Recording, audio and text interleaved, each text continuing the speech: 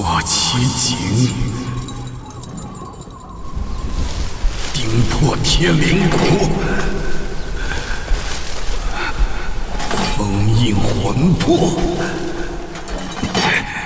让他永世出不了幽冥。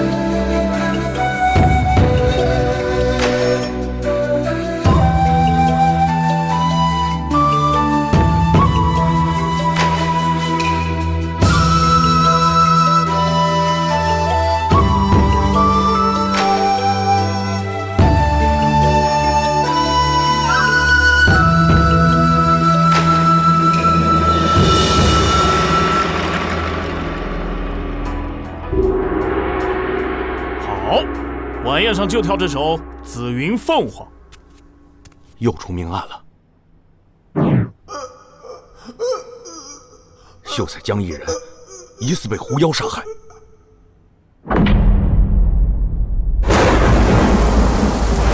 站住！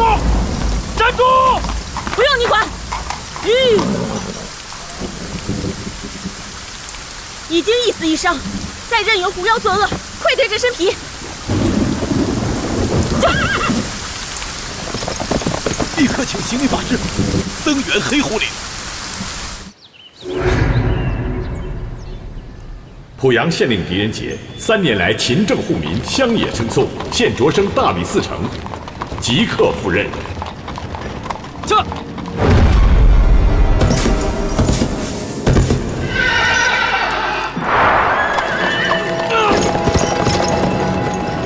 马进了！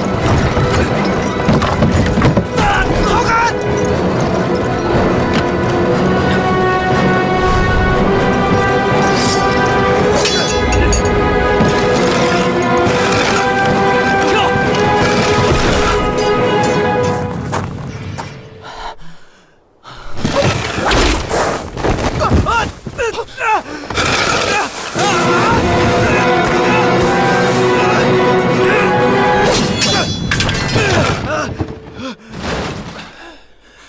马突然受惊了，为什么呀？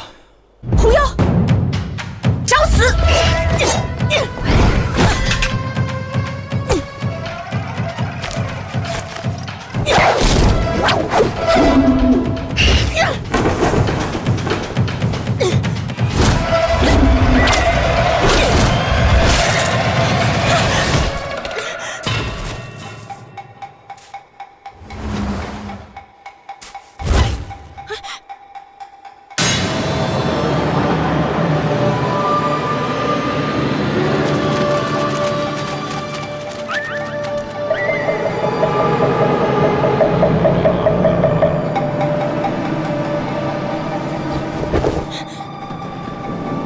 不要休得猖狂！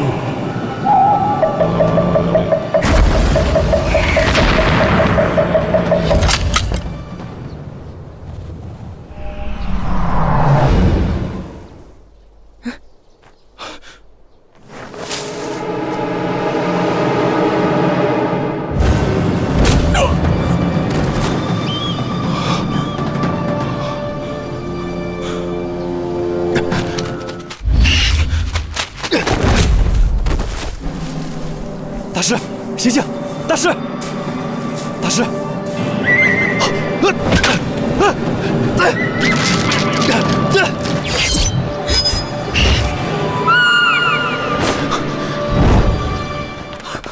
大人，当官的，既为官员，至于吓成这样吗？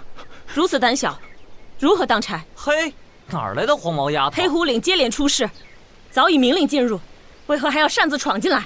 不是你谁呀？回答我！卑职老胡耀少染上犬吠症，必死无疑，而且还是疯疯癫癫丑死的。你就快了！胡说八道！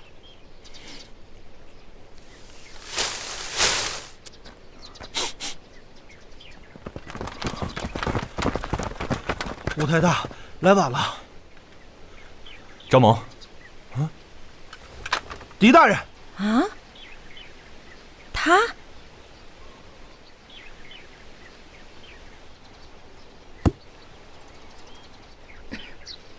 早晚捉住那只狐妖，敲出他的脑髓，涂到伤口上。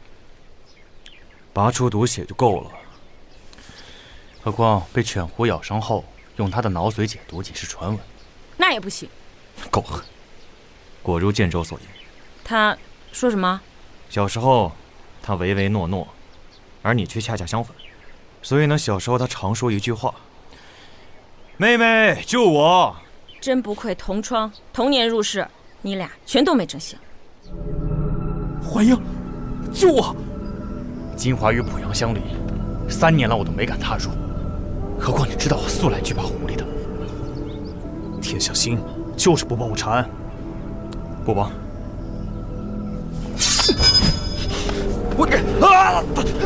你疯了！方才我逼舍妹咬伤了我，现在咱们3个或许都染上犬吠症了，唯有按照古书上的记载取妖狐的脑髓医治了。你，武后临朝整肃吏治，严苛百官，迅速破案，是在救我一家老小啊！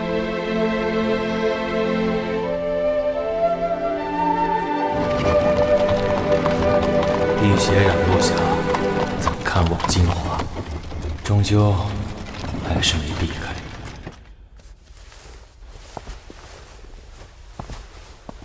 死者江一人，1个月前来到金华，说要编纂《金华志》，天天到县学书库查阅资料。1个来月，为何笔记仅有3页？查阅史志很可能只是幌子，甚至名字也是假的。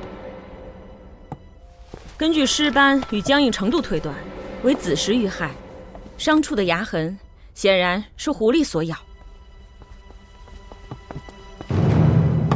房东家的丫鬟兰花，她是第一个发现死者遇害的。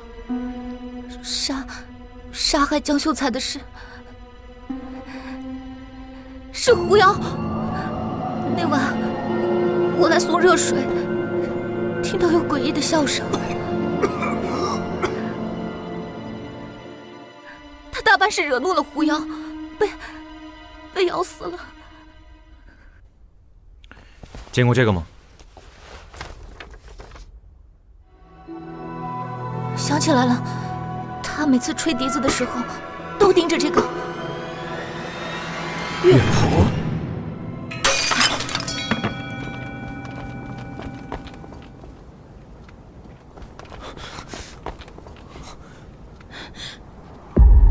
皇上，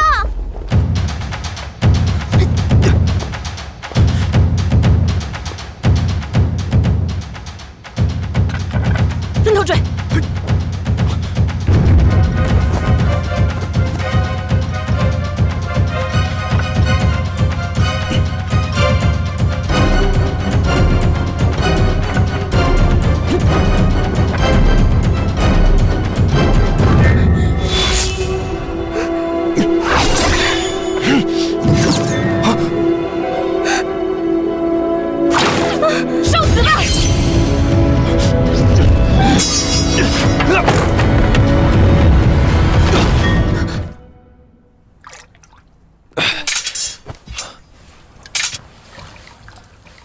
云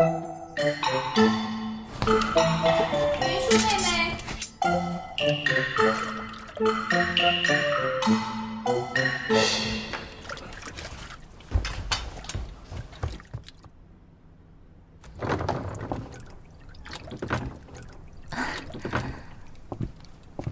你没事吧？怎么了，姐姐？方才房上看到生人了吗？没有。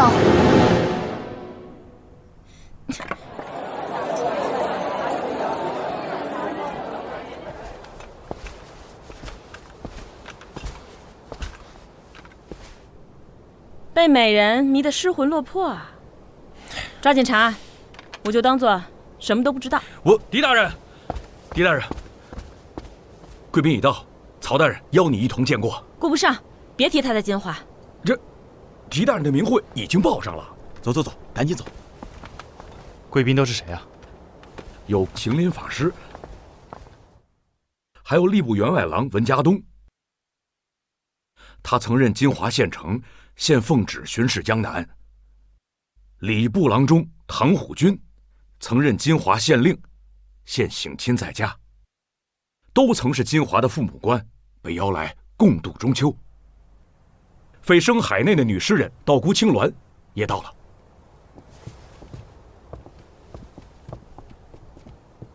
小女子戴罪之身，蒙曹大人不弃，盛情相邀，惶恐之至。不必多礼。得知云舒妹妹夜宴献舞，特带她来先见过朱大人。有劳了。二位，请。他可是鞭笞婢女致死的那个道姑？他的好友不乏高官名士，鞭笞婢女致死一案都不敢妄断，只能移交大理寺。还望你今后能够多加照应。原来你想让我徇私啊？不敢，只是寻访到岳不高手了。据说什么怪异的谱子都难不住神滴流。太好了，我们立刻去找他。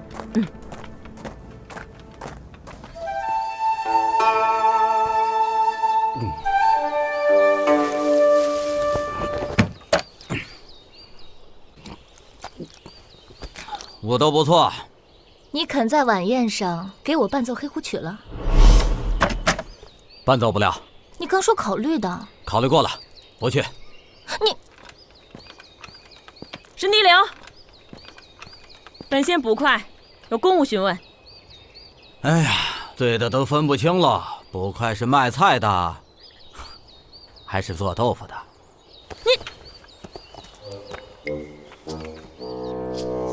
一宗命案涉及到乐谱，特向前辈请教。怎么又是黑胡曲？我才不碰这邪门的玩意儿！走走走走走，赶紧走！按捺不住，别蹬鼻子上脸！恐吓，阻拦公务，立刻法办！动粗！你想怎样？3板斧。哎，自己的血佐酒，美！哎呀，喝饱喽，要安睡喽。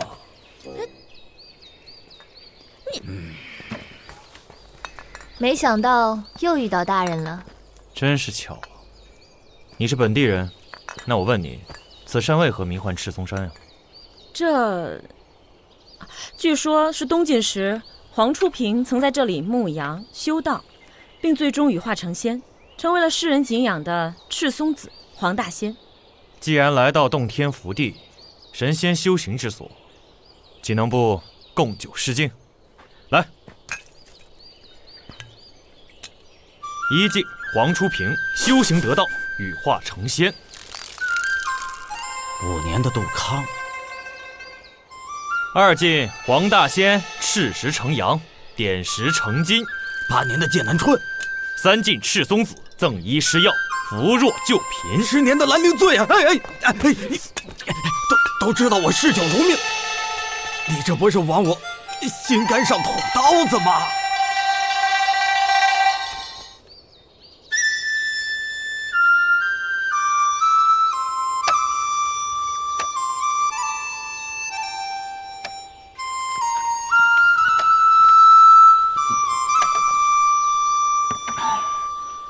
大概20年前，城东朱家铺有个小姑娘，叫朱灵儿。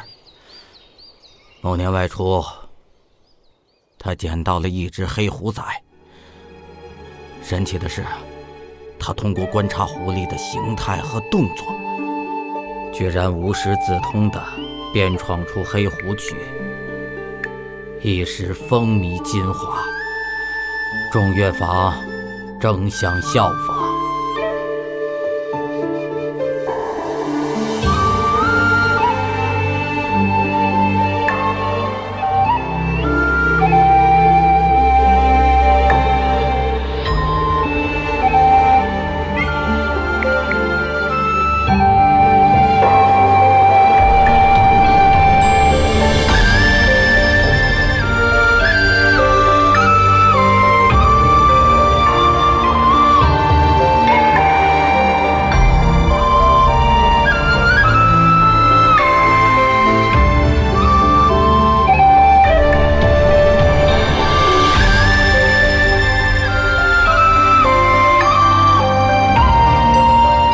金华的将军初见朱灵儿，顿时惊为天人，风风光光地迎娶了她。不久，他便产下了儿子侯毅。将军愈加宠爱，甚至为他建了一座黑狐祠。再后来，将军因为谋逆案，满门30余口被斩杀在那里。他可是时任婺州折冲府折冲都尉侯进平。就是他。自那以后，黑狐曲被视作阴晦不祥，从此再无人敢跳。近年来，黑狐岭又接连出现恐怖景象，传闻是朱灵儿当年养的狐狸幻化成妖了。妖，狐妖，黑狐岭！你怎么了？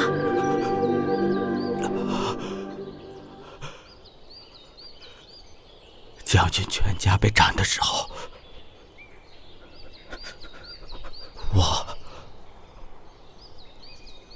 我就在黑狐祠。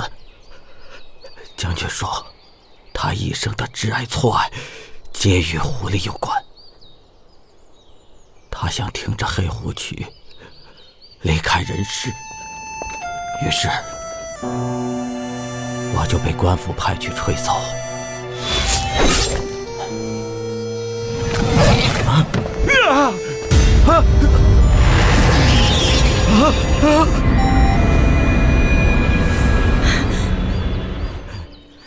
为了彻底清除毒血，我把伤口生生的刮了下来。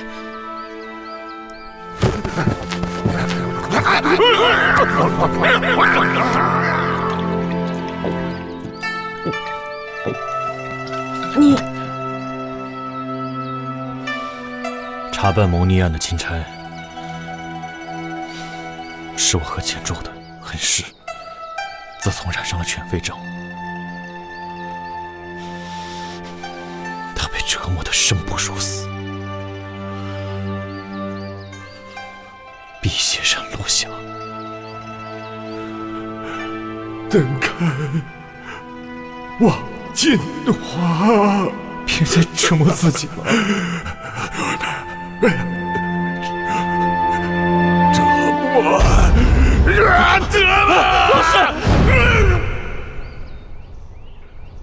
王氏是被这双手害死的。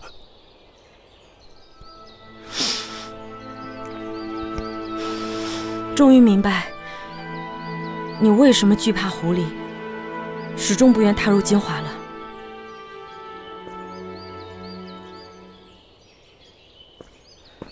谁？你是谁？张全被咬掉舌头，说不了话的。你怎么知道？大人会利用一切间隙，将涉案人的情况背得滚瓜烂熟，可不比某些人1问3。张全是来接我的。不管伤你的是人还是妖，最终我都会给你一个说法的。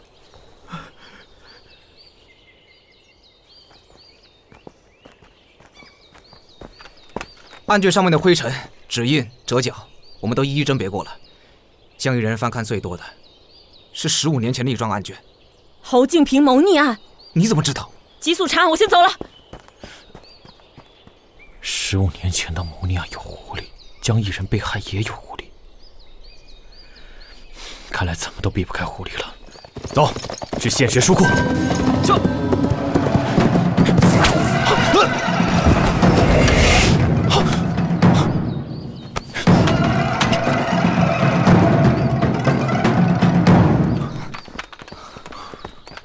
大人，既然你已取走竹笛，索性我把曲谱一并给你，如何？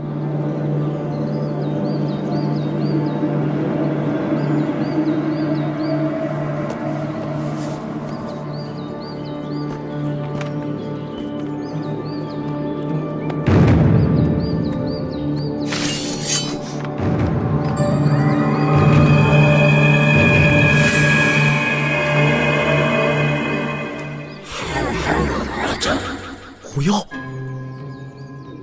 说话的未必是黑狐狸，只是难得引他们现身的机会，否则我怎肯献出曲谱？刚才这只黑狐狸尽是胡骚味儿，而抢竹笛的尚存人的气息。几年了，我一直想不透，大人对狐狸的气味为何异常敏感？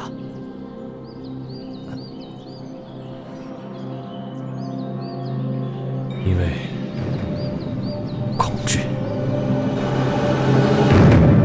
15年前，钦差到金华清剿越王余党，侯敬平恰在这个时候被人匿名举报，紧接着在将军府搜出了越王写给他的密信，于是侯家上下均被斩杀。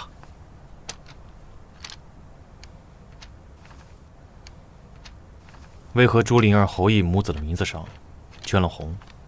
这个我知道。侯毅当时3岁，查抄时他没在。 算是侥幸逃脱，而朱灵儿则在案发前的头1天晚上就上吊自杀了。判定谋逆的依据是什么？首先，写给侯敬平的密信经多人证实，确信越王亲笔；其次，审到最后，侯敬平不再辩解，默认了罪行。嘿，你咋啥都知道啊？为了不被可恶的人嘲弄，方才我跑了半个县城，询问了10几个人。当时协助钦差办案的县尉叫田成。 谋逆案结束后，他就出家为僧了，他就是行林法师。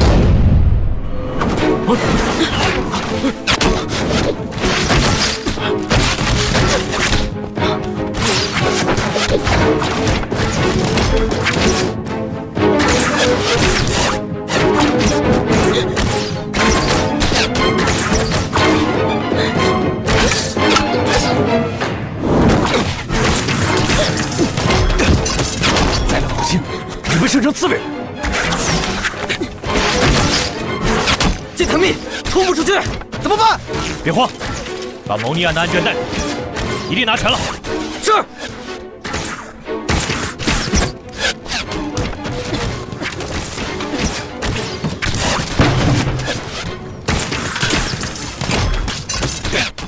你到。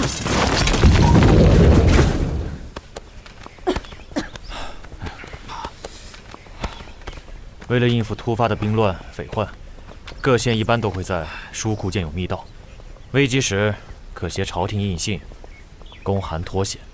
当然，此等机密只允许县令、县丞、县尉知道。怪不得你不慌呢。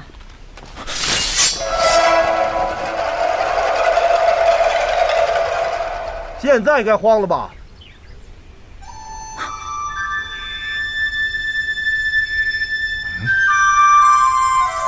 黑狐曲。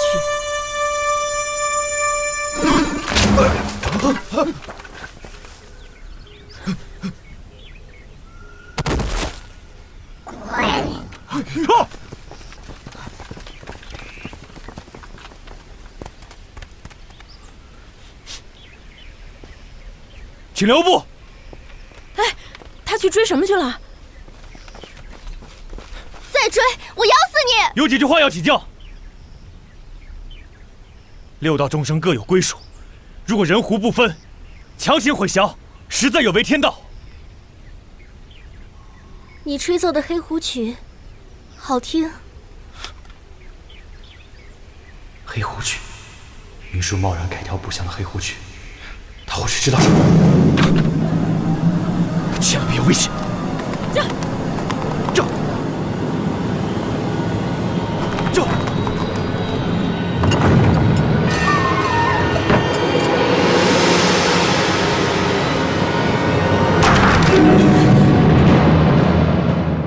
树兄，你们来干嘛？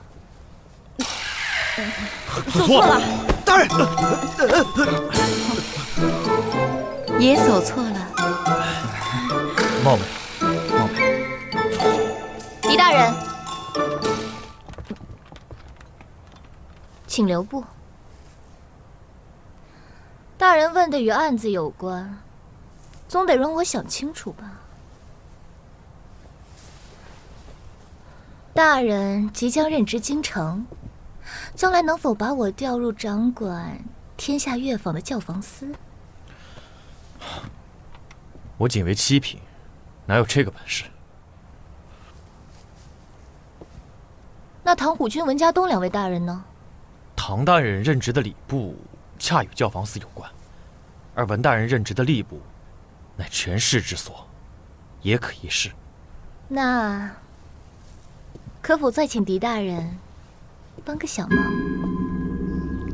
？15年来，只要一闭眼，就能看到冤魂朝我呻吟。尤其这次被狐妖击晕之后，更是业力缠身，魔障重重。大师称他们为冤魂，难道认为谋逆案有瑕疵吗？法师不愿再提红尘往事，那就由咱俩来评述一二吧。当年视作罪证的越王密信中，多有拉拢之词，甚至提及同归故里。但糍粑，饮梅子酒。注意，这些均为南方所有，而侯敬平是陇西人。越王也许记错了。刻意拉拢，怎会这么不上心？除非密信是写给另一个人。那审到最后，侯敬平为何默认了罪行？审讯笔录你还记得吗？记得。侯敬平现在铁证如山，你还有何话说？钦差大人，这是栽赃。越王之前确实拉拢过我，但我并不认同。为了避嫌，以巡防为名离开金华2年多，这才刚刚回来。你口口声声2年未回金华。仵作在给朱灵儿尸检时，发现她刚生过孩子。那孩子究竟从何而来？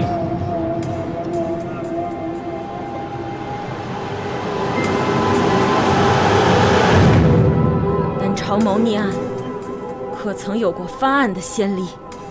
不曾。那我没什么好说的了。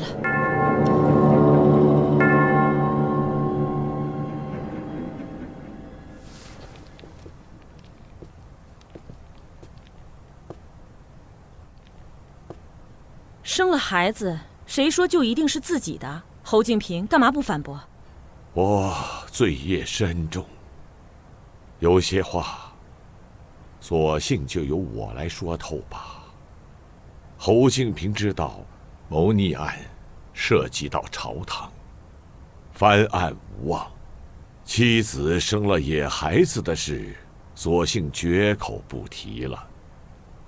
就算被斩杀，也算留住了一丝男人的脸面。涉及朝堂，历朝历代，凡新皇登基，一般都会杀几个权臣众将来立威。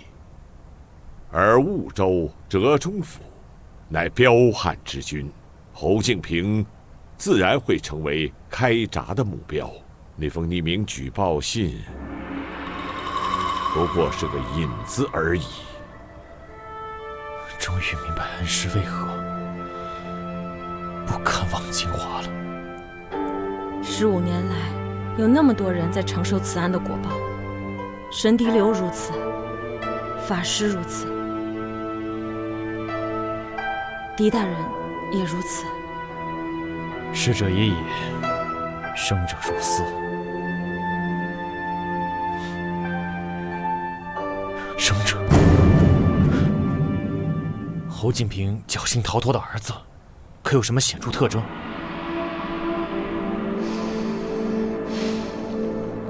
他落过水，肺部受损，会一声咳嗽不止。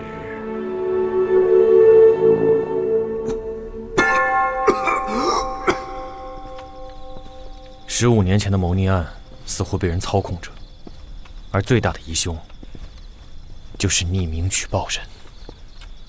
或许江一人也是他杀的。时不我待，抓紧查幕后黑手吧。反正晚宴也不缺你一个。还真缺伴奏。只要舞得淋漓尽致，我应该就能想清楚，为何改跳晦气不详的黑狐曲了。为了破案，居然甘为乐师，能屈能伸。哟，没借机嘲讽，意外了。偏见。要想破除偏见，也不是不可能。现在有个难事，交给我。朱灵儿的私生小孩，我依稀觉得他还活着。掘地3尺，给你找。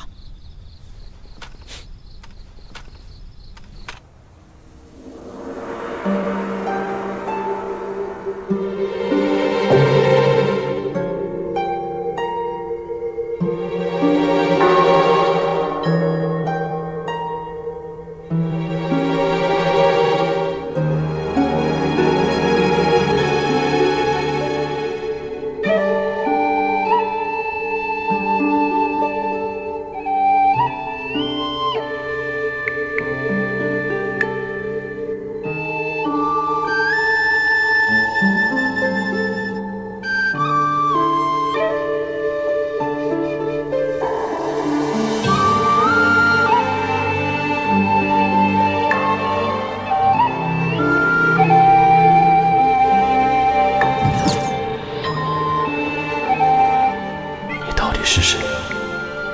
又在哪里？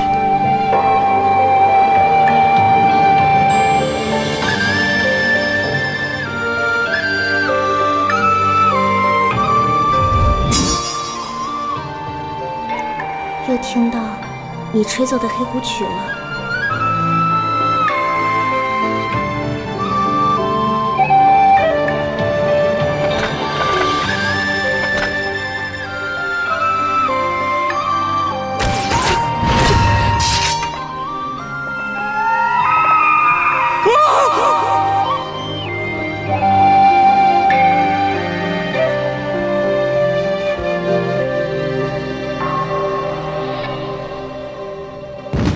请贵宾回房歇息。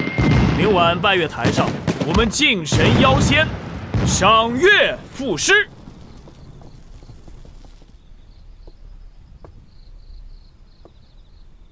张全一直昏迷着，根据伤痕判断，应该是被狐狸所伤。房顶上还发现了刀、弩，还有那个，这不是被狐妖抢走的竹笛吗？还有血迹。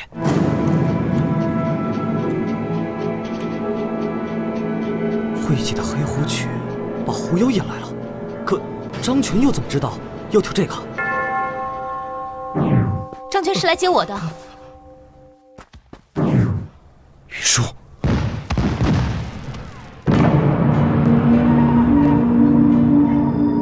云舒的致命伤与江一人的一模一样。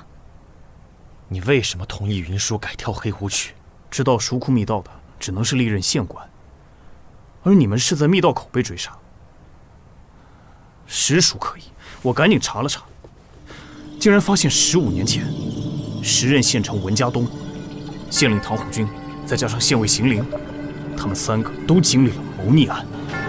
我想进黑虎曲试探，谁知他们全都毫无反应。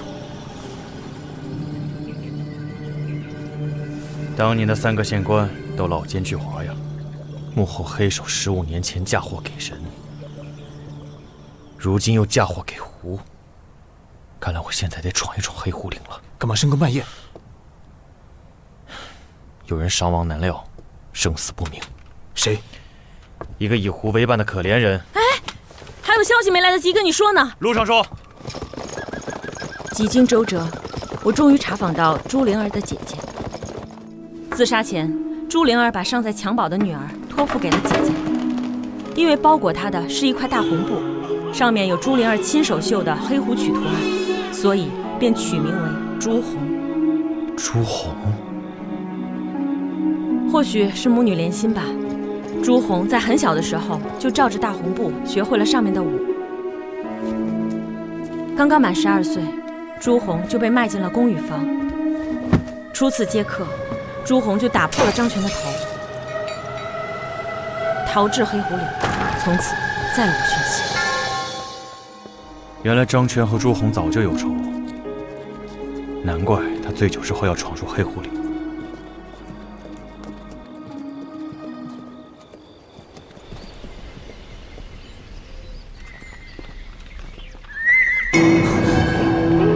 快看！我们是来救人的。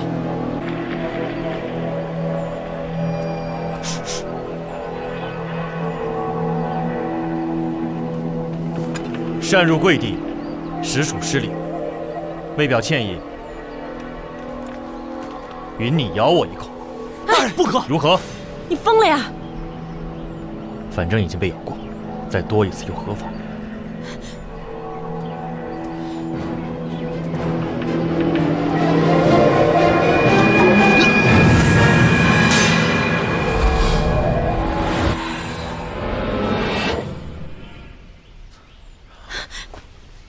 幻象，有人在这里布置过幻术。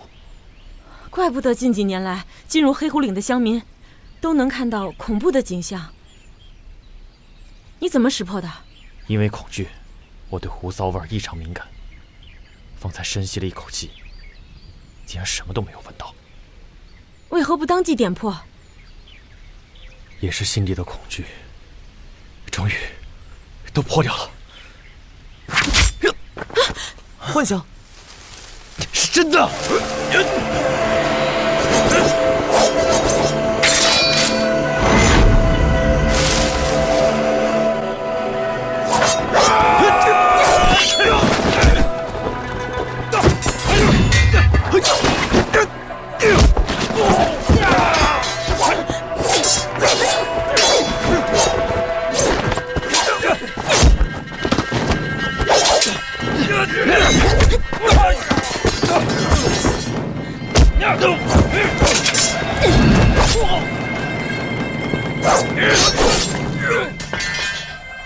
小心！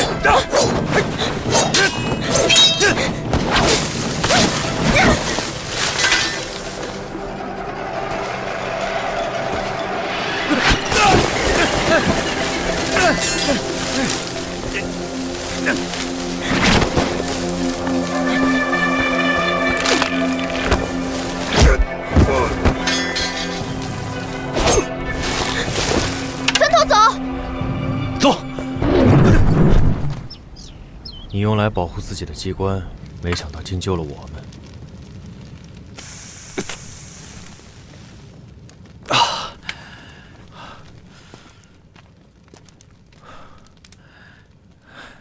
多谢。不用。江哥哥一直咳嗽，总是吹不完整黑虎曲。昨晚我终于听全了。江一人是你哥哥？说是我同母异父的哥哥，大黑虎是娘留下来的。见过小时候的他，跟他很亲。竹笛是他唯一的遗物，我得取回来。而他后来竟救了我的命。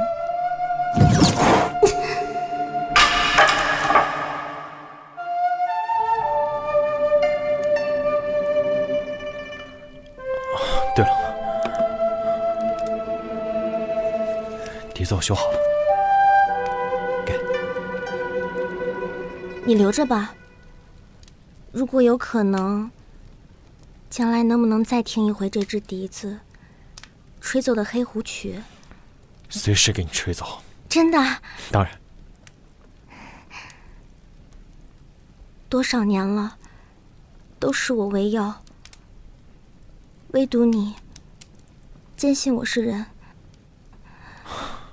这世上哪有药，唯有哀痛、悲苦和不平事，把人逼得人不像人。你可愿再回归寻常人的日子？对于山下的世界，我已充满了恐惧，再也不想走出这黑狐岭了。那天他来的时候也说到这个，我也拒绝了。谁呀？父亲。他是谁？不知道。他来的时候戴着面纱，大黑狐对他狂叫不止。难道大黑狐当年见过他，还能辨出他的气息？正因为这样，我才难过。狐儿，桂花糕，该你尝尝吧。好多年没吃过了。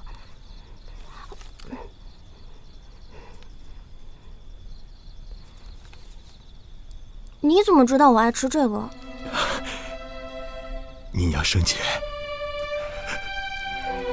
最喜欢吃桂花糕，母女连心，心心相亲。我想你大概也爱吃。那一瞬间，我坚信他就是我父亲。15年，我终于找到你。你受太多的苦，跟我走吧，我这就带你去享福，好吧？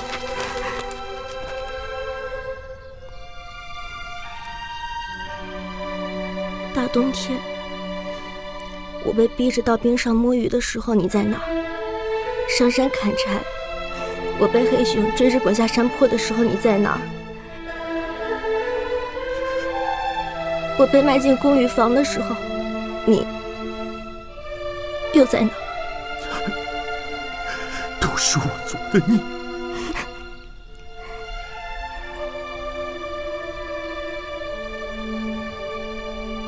现在，我已变成了茹毛饮血，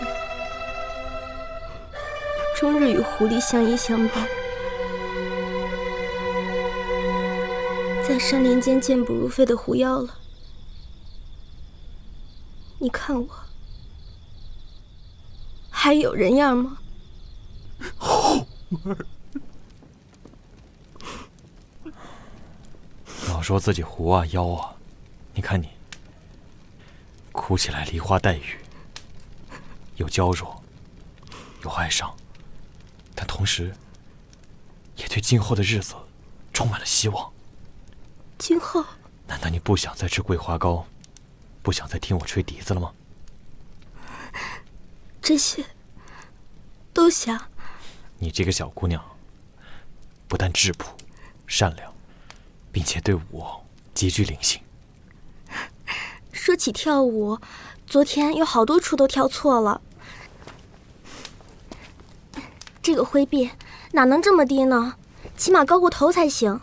还有这个，得这样。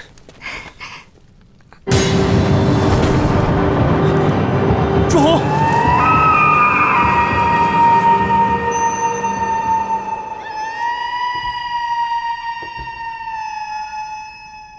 张全的家人送来了他的遗书。为了报仇，我多次去黑狐岭找朱红，只是路上频频出现幻象，好不容易才靠近了黑狐祠。经过跟踪，我惊奇地发现，蒙面男子竟然来自祥云别院。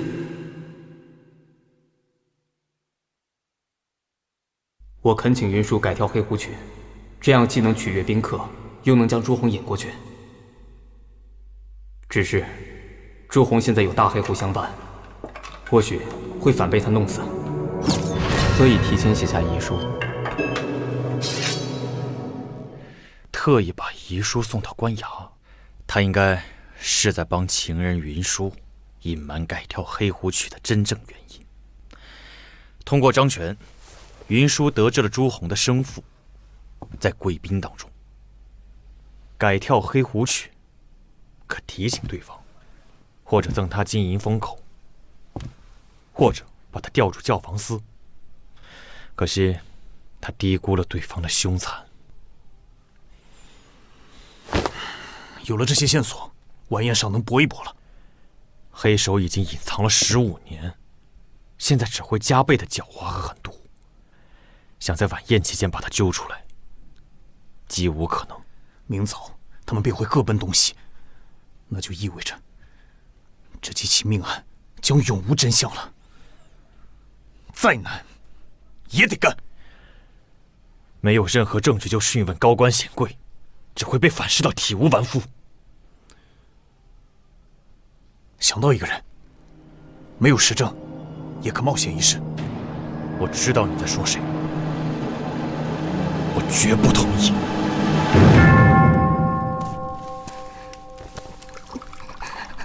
喝碗热水，我再给你倒。出去！出去！快！快！朱红，朱红，病痛就要发作了，我不想让你看到我丑的样子，赶紧走吧。朱红，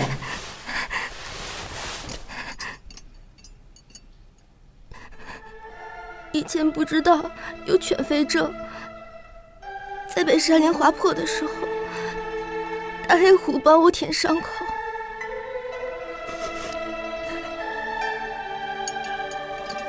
这是我的命，从我娘自缢的那一刻就注定了。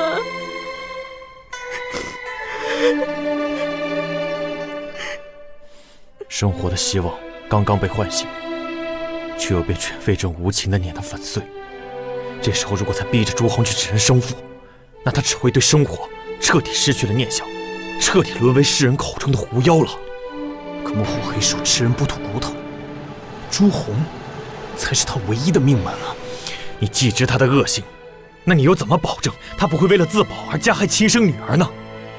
恩师的悲惨离世，让我几年都缓不过劲儿来。如今，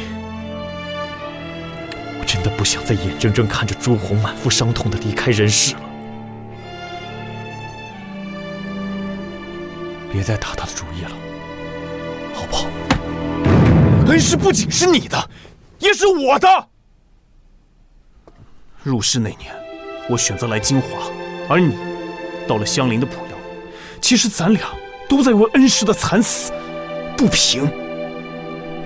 潜意识想做点什么，如今你已经走出了心底的阴影，而我还没有。揭开谋逆案的真相，使恩师的在天之灵不再叹息，不堪往金华。为了揭开真相，我可以使用任何方法和手段。你如果以牺牲朱红为代价，这样的真相，我狄仁杰宁可不要。你俩可真能吵。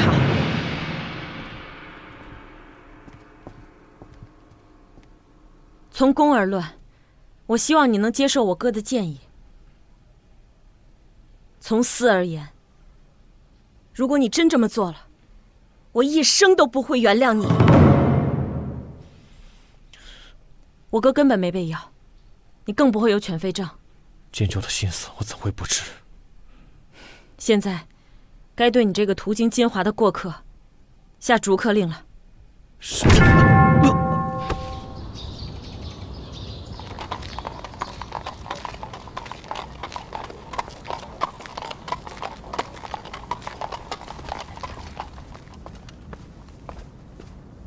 青鸾的底细全查清了。好，你留守县衙，我们这就上拜月台。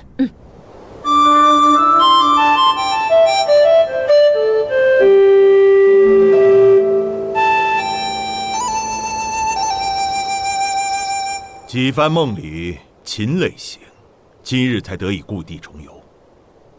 此情此景，怎可无失啊？明早便要各奔前程。再相逢遥遥无期，今日确应有事。你是宴会上的唯一经过，不妨先来。好。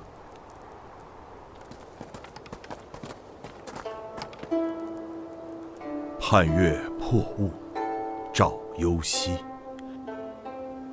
清风拂过，寄羌笛。起莫秋望远玉川，思郎绵绵情又起。妙。诸位贵宾，请入席。好。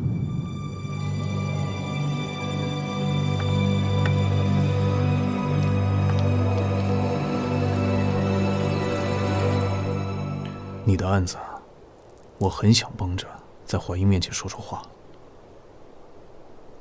谢曹大人，心领了。我看过案卷，举报你鞭笞婢女致死的那封匿名信，与15年前谋逆案中的匿名信，行文措辞一模一样，显然是同一人所为。这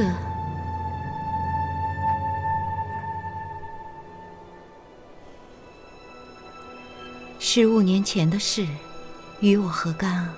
当年幕后黑手用匿名信嫁祸杀人，如今他又故技重施。你到底想说什么？举报你的人异常冷血狠毒。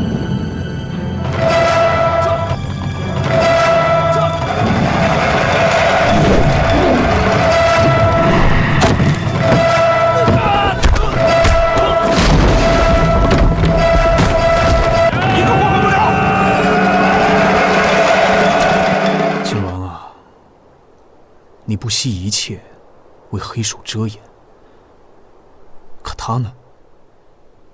至今3缄其口，这么一个子嗣冷血的人，你还要用自己的一生换他继续安享荣华吗？哼！我再也受不下这样的侮辱了，听清了！江一人、云舒都是我杀的。江一人是个登徒子，去白鹿观上香时对我一再轻薄，我怀恨在心，半夜哐开了他的门，用铁放着的牙签一下子就划破了他的喉咙。为何又杀云舒？我曾劝他不要跳晦气不祥的黑狐曲，他非但不听，反而讥讽我一个犯人不配看他跳舞。也是牙圈杀的？是。哼，你太低估黑手嫁祸狐妖的决心了。在云舒的伤处，竟然发现了与喉骨磕碰而产生的碎牙渣，凶器可不是铁制的，而是狐狸的真牙做的。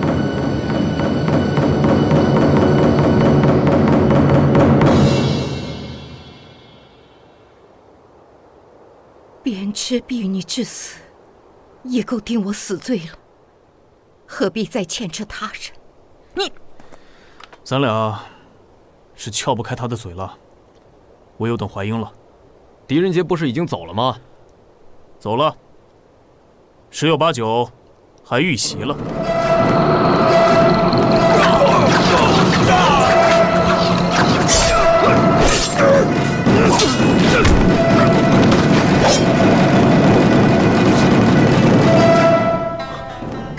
赵蒙办案时几次遇险，怀因料定有内奸，只得引蛇出洞了。为了保密，他调用了濮阳旧部。堂堂金华捕头，居然能被肆意驱使，幕后黑手到底是谁？说！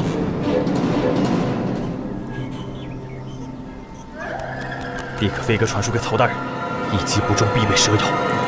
什么中秋佳会，分明是你查凶问案的鸿门宴，这把我们置于何地？此番我到江南受亲命巡视，明早我一定上奏朝廷，治你和狄仁杰重罪。那就来吧。不错，这就是鸿门宴，因为黑手就在你们三人当中。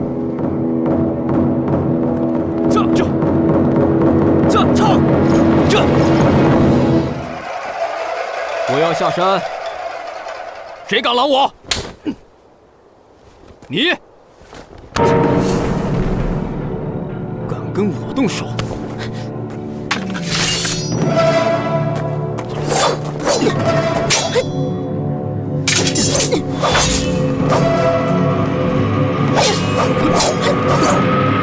你想没有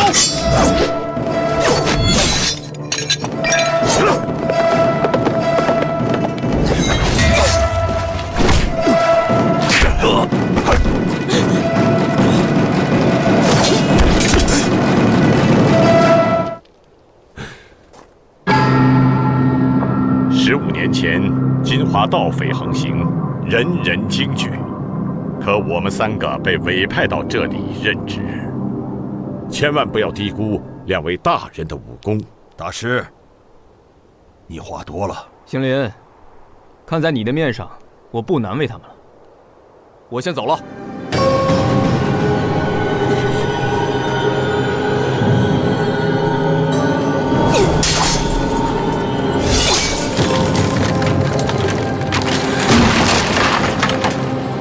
悬索桥毁了，谁也别想着片刻就能下山。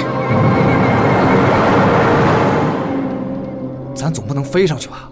就算是臂力千仞，只要有雪莲，人就能上去。何况这拜月台？叫向导，这深更半夜的，咋有人生地不熟？使劲模仿胡鸣声，向导一会儿就到。啊！记住，一声凄惨，一声欢愉，要交叉进行。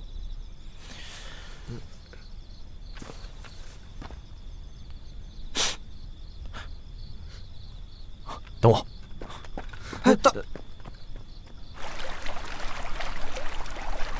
明早你就要离开金华了，只怕咱们今生再难有相见之期。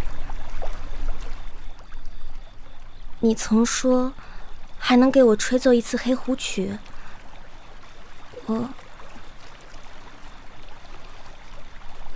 我想今天就听，行吗？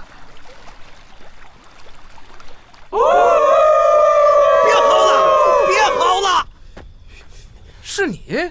明明知道我忌惮狐狸，你们还不停地模仿胡鸣声，关键是声音又假又烂，太闹心了！我可不得赶紧跑过来啊！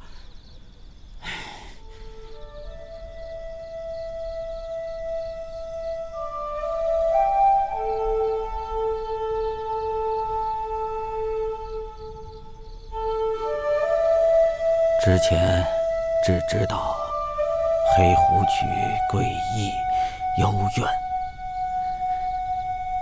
今天却听到了静谧空灵。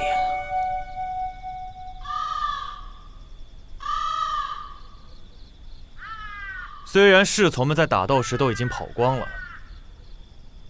但这酒还得继续喝。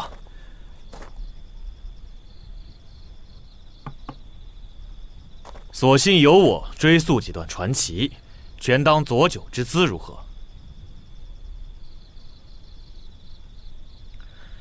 这得从朱灵儿编创出黑狐曲说起。她嫁给侯敬平不久，便生下儿子侯毅。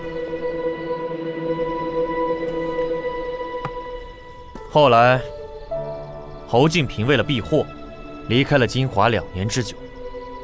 越王在叛乱前为拉拢一名本地官员，甚至还给他写了一封密信。既然此人后来能害人无数，除了狠毒，自然也有他的过人之处。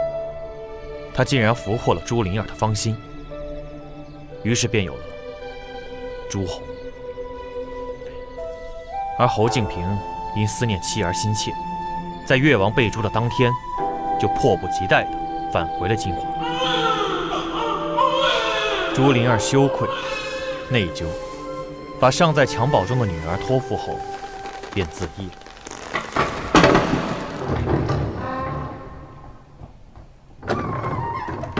黑手趁夜将密信放到侯府，随即便匿名举报了侯敬平是越王余党。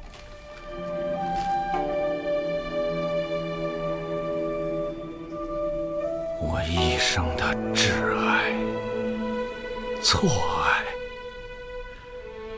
皆与狐狸有关。我想听着黑狐曲离开人世。年仅3岁的侯毅侥幸逃脱，改名江毅仁。1个月前，他重返金华，查阅案卷，意欲为父亲翻案，同时寻访到同母异父的妹妹朱红。而幕后黑手也察觉到了江毅仁，遂利用狐狸牙圈将其杀害。还有云舒，他改跳黑狐曲，试图讹诈黑手，然而很快也被灭了口。哼，江毅仁、云舒正当盛年，怎么能被轻易索命？这个我也没想明白。稍后等杀手锏亮出来后，就由黑手自己陈述吧。青鸾，现在该说说你的案子了。你曾立下重誓，终身要在观中悟道修真，不可还俗，以至于数年来，你以既痛苦又可盼的心情与一个男子相处着，而他就是幕后黑手。婢女窃取香火前，在被追赶时不慎坠坑身亡，婢女的死给了你极大的震动，所以你决定违背重誓，要随同黑手双宿双飞。然而为了摆脱你，黑手竟然匿名举报你，鞭笞婢女致死。你不是没有怀疑过你深爱的情郎，只是你不忍心直面血淋淋的现实。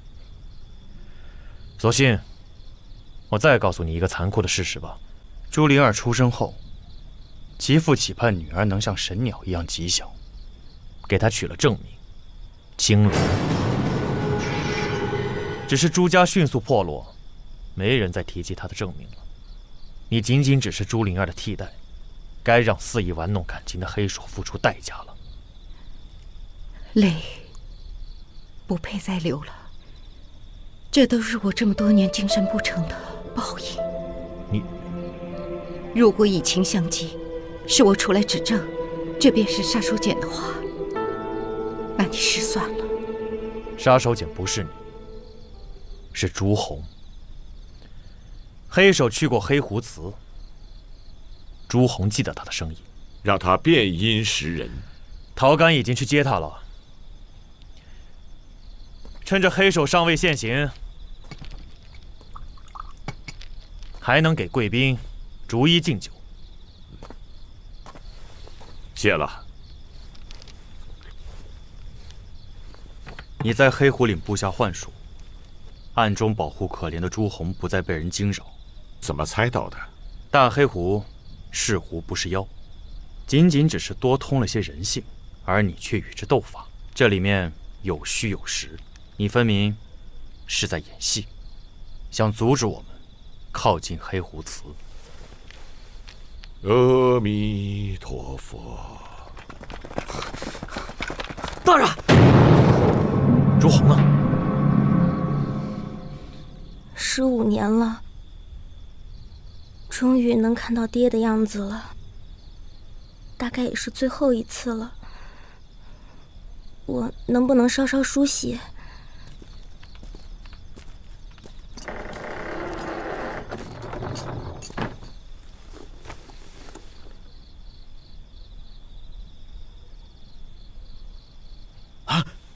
有火光！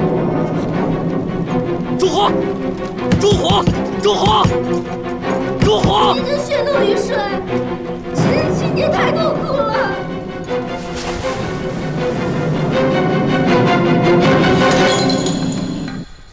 猴儿，你终于露馅了！我杀了你！拿下！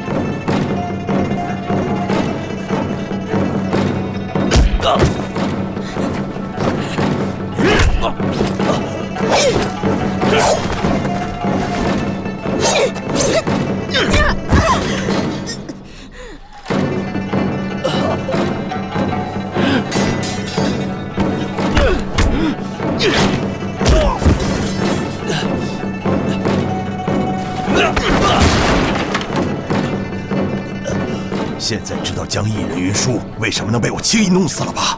熏香炉里我掺了秘制的香粉，它能让人瞬间筋骨松软，也让你尝尝喉咙破裂的滋味。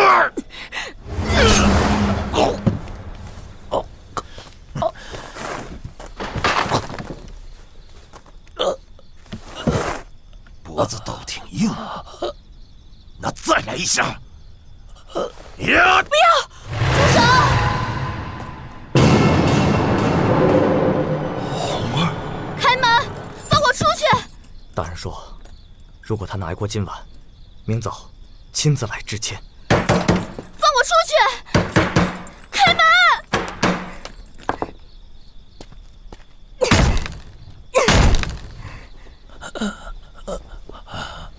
我娘留下的大红布，用它捂着吧。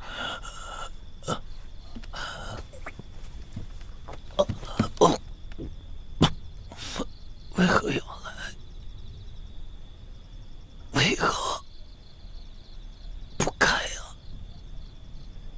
只恨我劲儿太小，抱不起大块石头。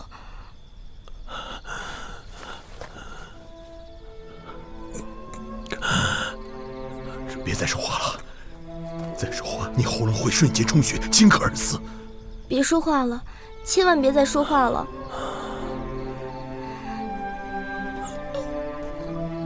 那天你不肯摘下面纱，说自己长得丑，可一点儿也不丑，反而还这么好看呢。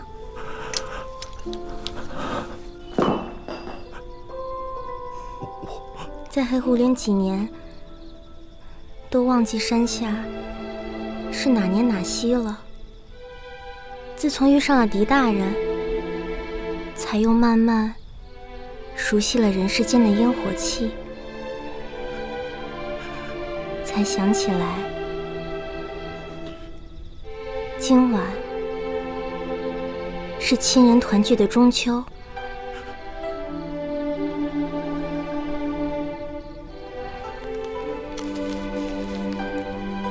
那天的桂花糕没舍得吃完，过节了，咱俩分了吃吧。爹，你叫我什么？爹。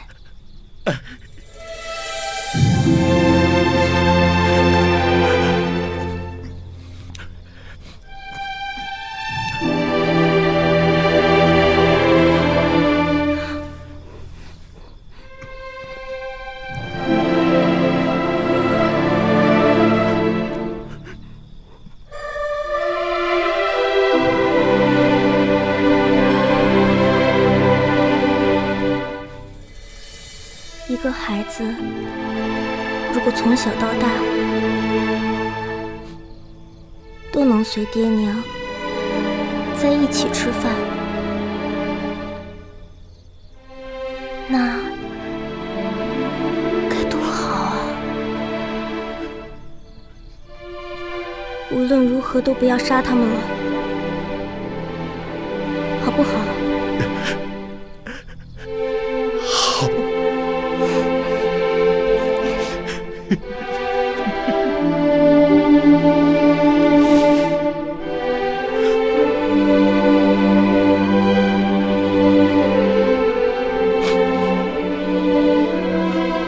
桂花糕，我掺了毒。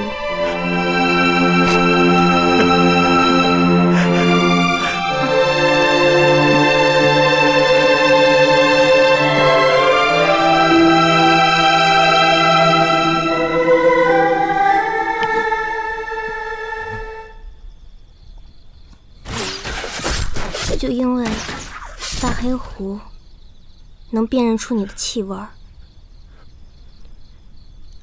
你就将他杀害了吗？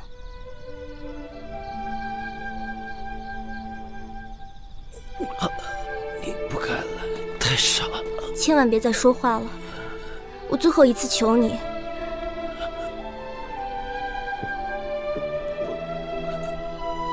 咱父女俩第一次在一起过中秋，尽管苦涩，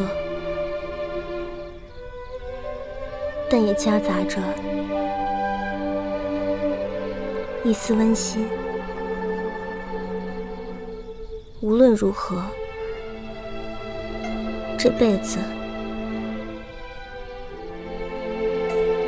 我有娘哺乳过，有爹说过话，此生也值了。毒害亲爹，怎么说都是大不孝。先走了。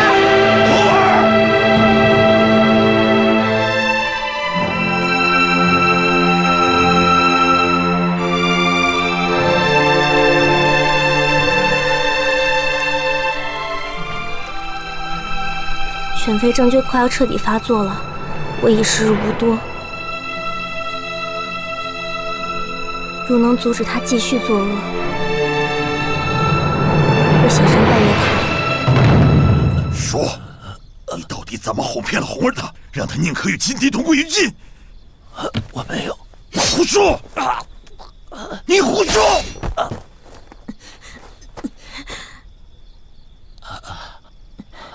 我来。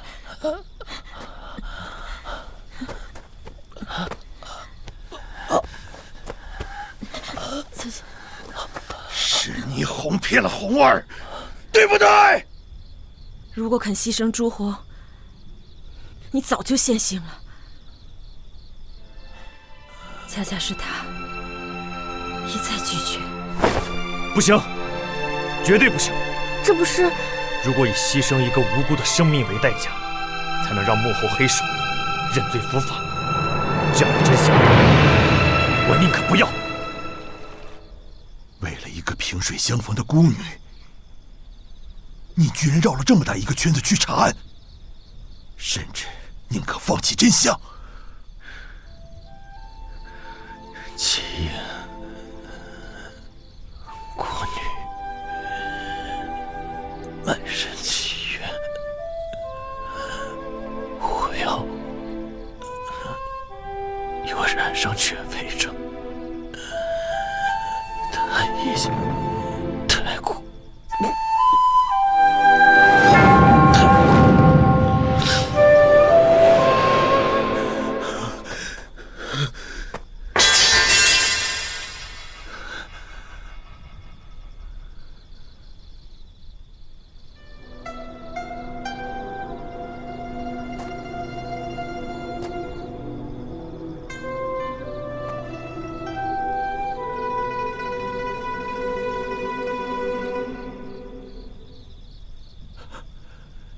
夏冬，误了你。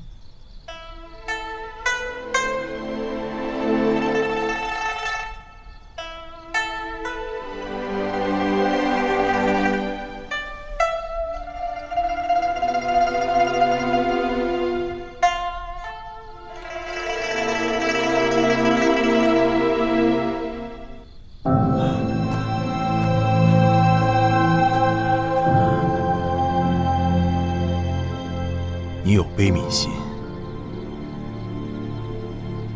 这是大智慧。做官尤为难得，你要好好活着，好好为民请命。将来大唐史册上必定有你狄仁杰一篇。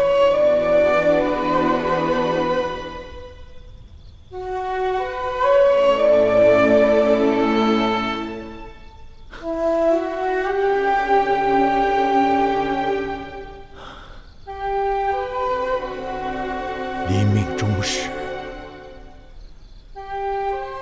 能听到了女儿喊声爹，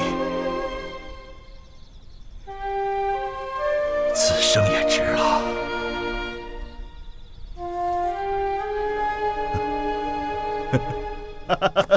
猴儿，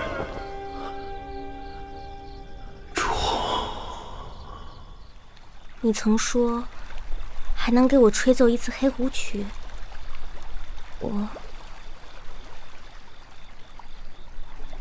我想今天就听，行吗？